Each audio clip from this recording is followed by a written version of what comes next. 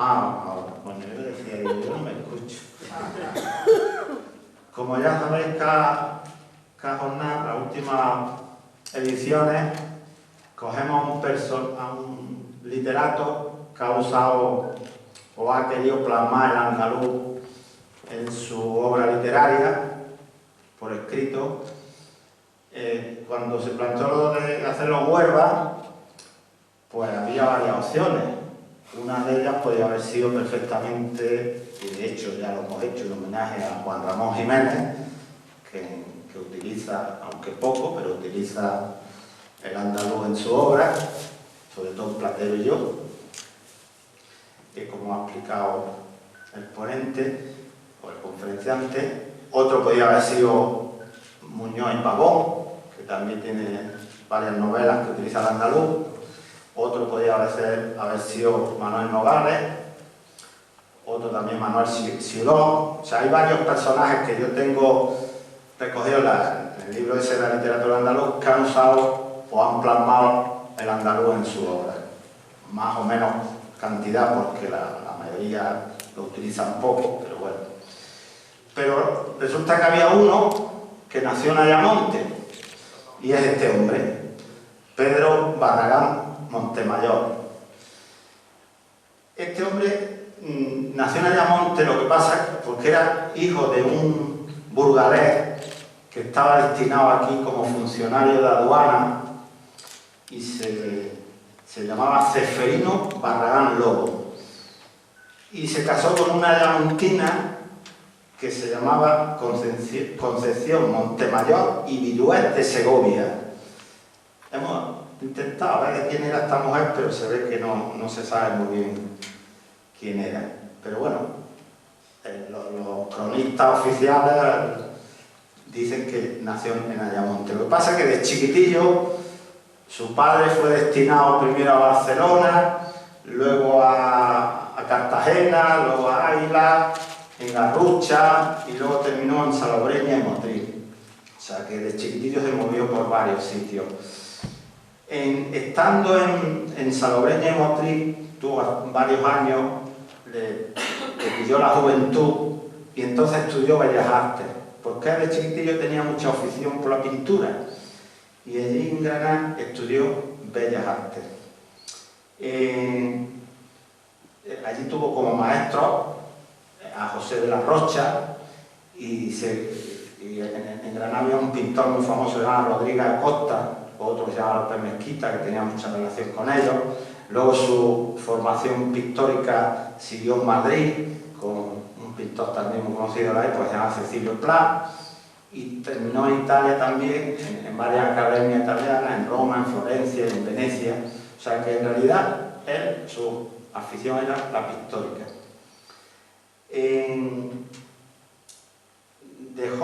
Ya cuando terminó la carrera, terminó en Tarragona. Creo que a su padre lo volvieron a destinar a Tarragona, y allí terminó en Tarragona, y allí hizo su carrera profesional.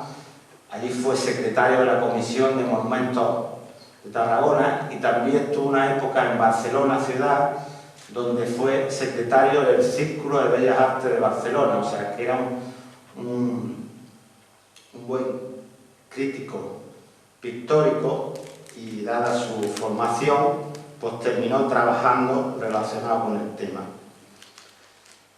Fue crítico de arte en varios medios de comunicación, en Cataluña, en Andalucía, en Madrid, y después de la Guerra Civil se instala en Madrid, y allí estudia filosofía y letras, donde ya a raíz de eso desarrolla su otra vocación, que es la literaria, ya de mayor. O sea, la vocación literaria se ve que le vino más de mayor.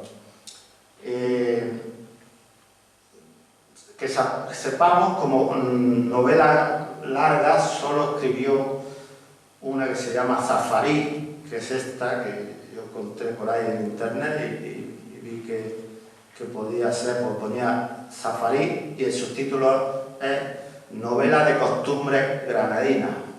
Yo pensaba que era granadino, pero era granadino un poco de adopción, porque vivió mucho tiempo en Granada.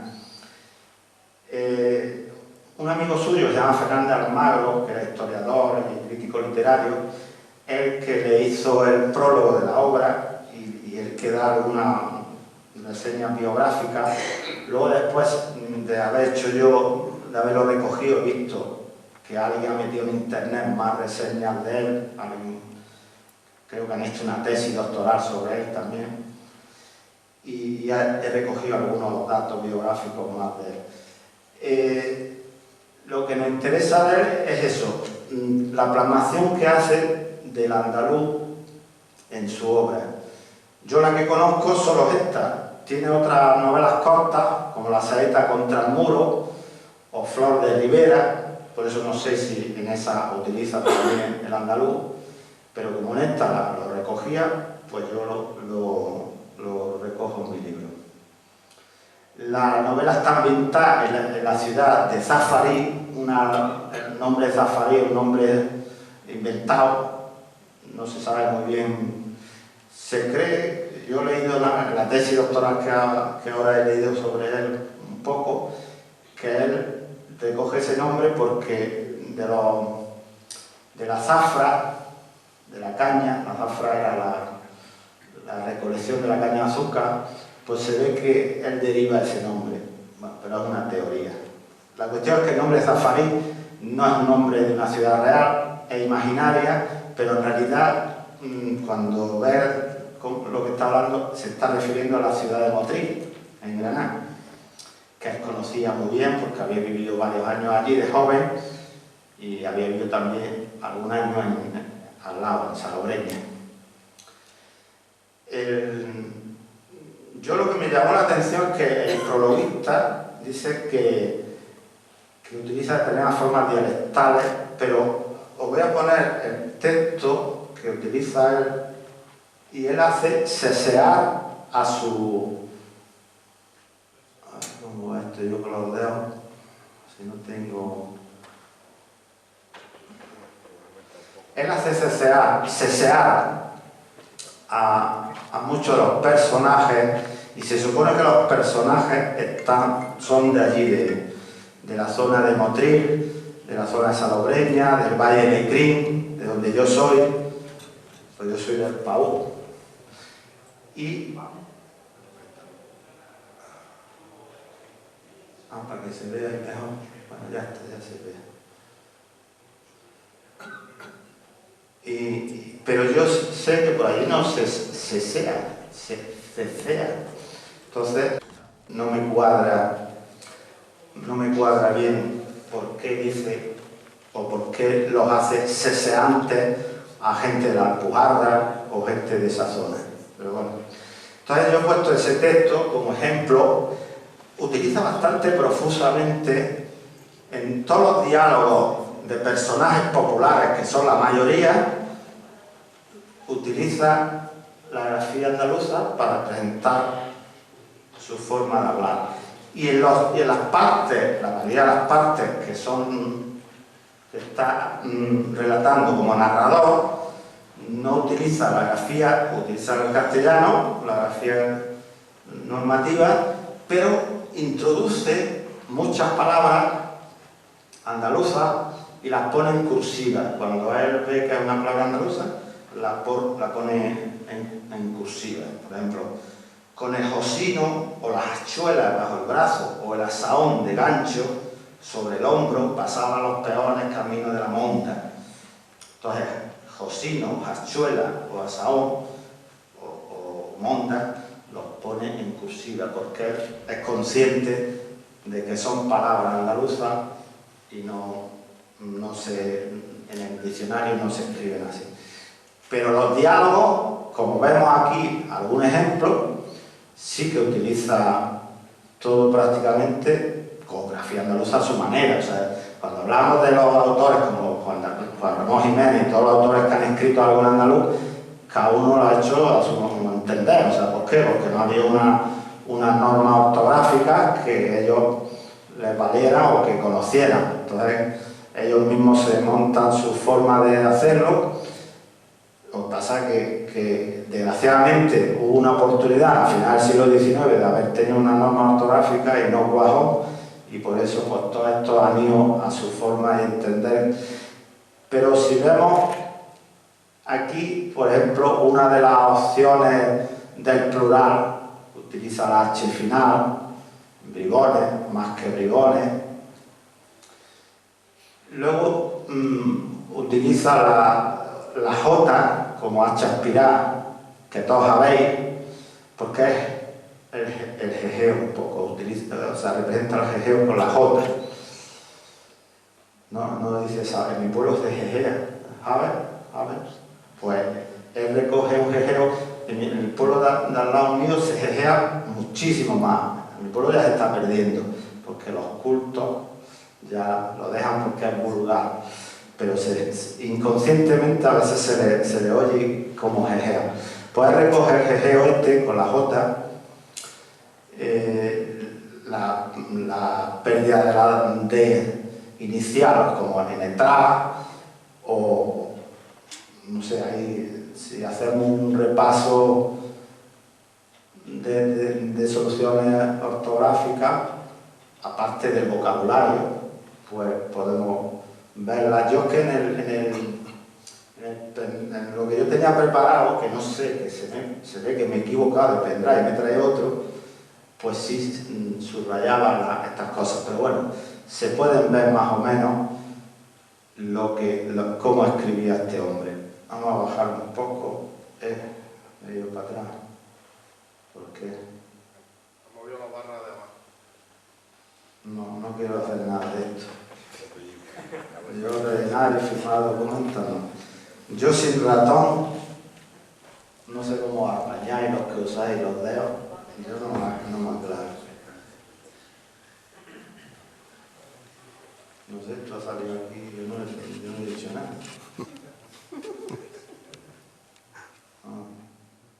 Si quieres también señalar un esto con el mismo... No, es igual, si se ve, bájalo un poquillo para que se vea más. Con esta barra. Bájalo un poquillo, más. Pero sin tocar nada más. Solo ahí, un poco. O sea, dándole aquí de esto. Vale, bueno, es para este último. No quedas ahí. Me parece que... Te quedas ahí con el...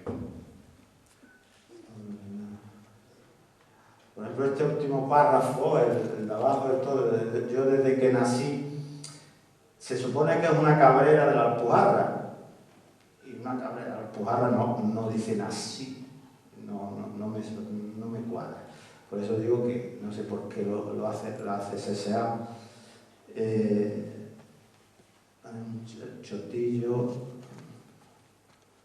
sea, ¿qué más soluciones hace? Es que yo lo tenía señalado varias cosas. Ahora muerto, de que la torre. Ahora no me acuerdo.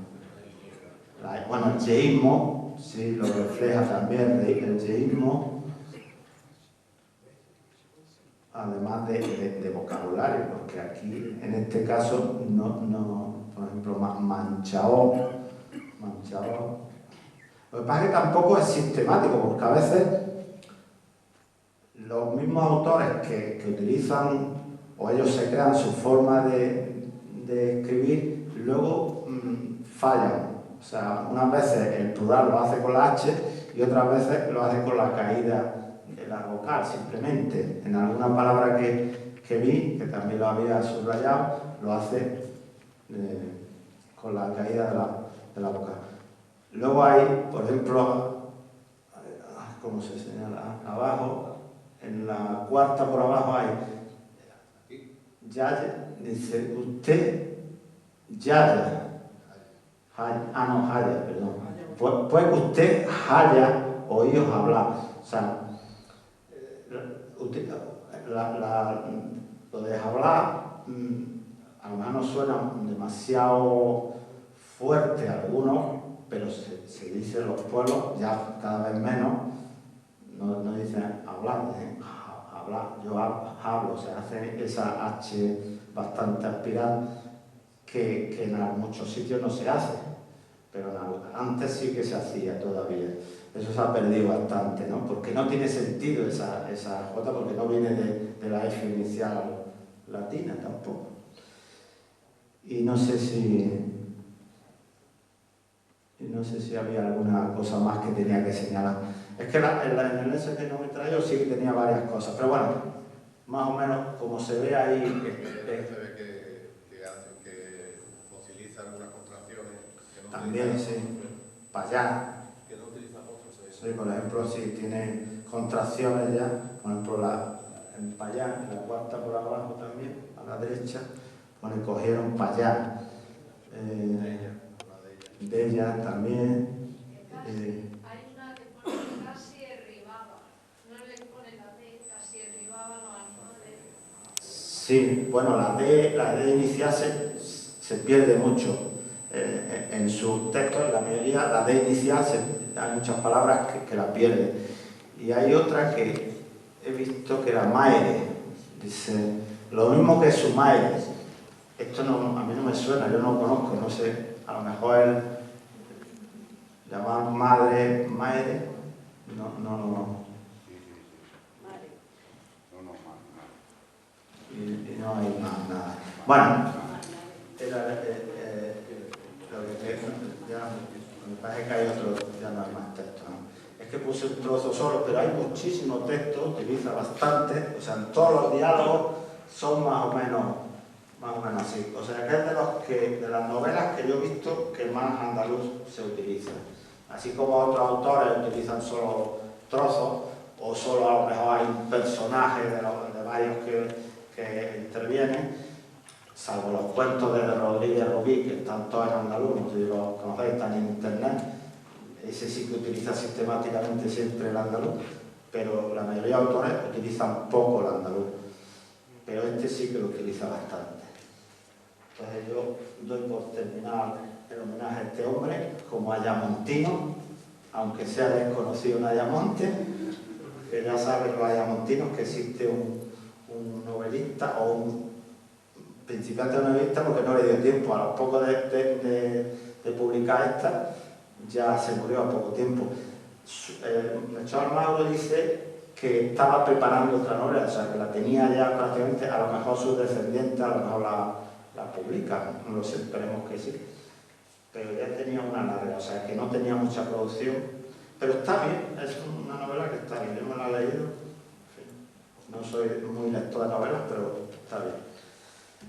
También se podría haber hecho otro homenaje, bueno, no, se va a hacer el homenaje a otro escritor ayamontino, a Blas de Horta, que podíamos recurrir. Yo no lo conocía hasta ahora, pero se le va a hacer homenaje ahora después. Pues gracias.